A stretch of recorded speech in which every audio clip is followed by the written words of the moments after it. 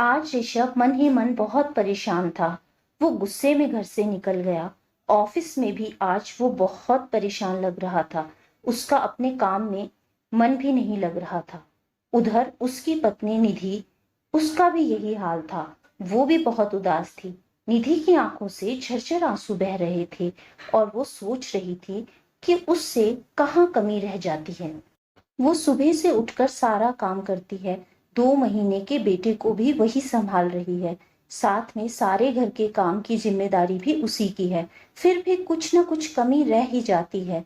आज तो ऋषभ भी गुस्से में बिना कुछ खाए पिए ऑफिस चले गए। अभी ये हाल है तो आगे क्या होगा।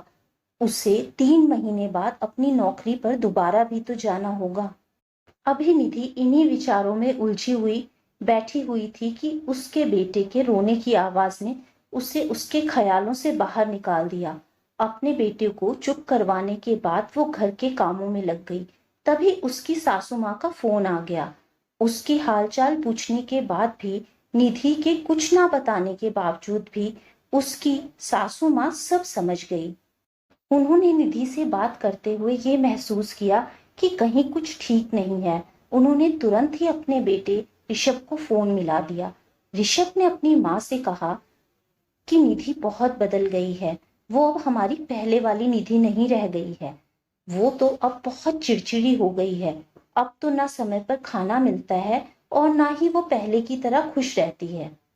अब हर समय हमारा झगड़ा ही होता रहता है। मैं तो बहुत परेशान हो गया हूँ रोज रोज के लड़ाई झगड़ों से। ये सब सुनकर ऋषभ की माँ ने ऋषभ को कहा, बेटा मेरे लिए तो तुम दोनों ही मेरे बच्चे हो। मैं तो तुम दोनों को ही एक ही नजर से देखती हूँ।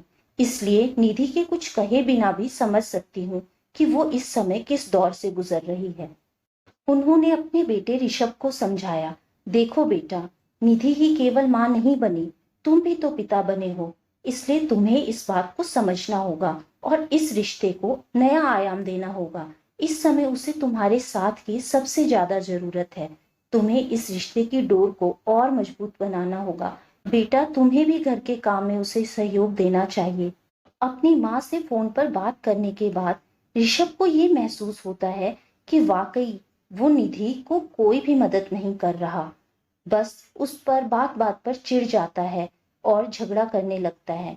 निधि को उसकी मदद, साथ, देखभाल व प्यार की जरूरत है। फिर वो अपने आप से वादा करता है कि वो निधि का पूरा साथ देगा और अब से वो पिता और पति का फर्ज बखूबी निभाएगा। तो दोस्तों, उम्मीद है आपको आज की ये कहानी पसंद आई होगी। कहानी पसंद आई हो तो वीडियो को लाइक करें, चैनल को सब्सक्राइब करें ताकि आने वाली कहानियां आप तक पहुंचती रहें। Thank you friends.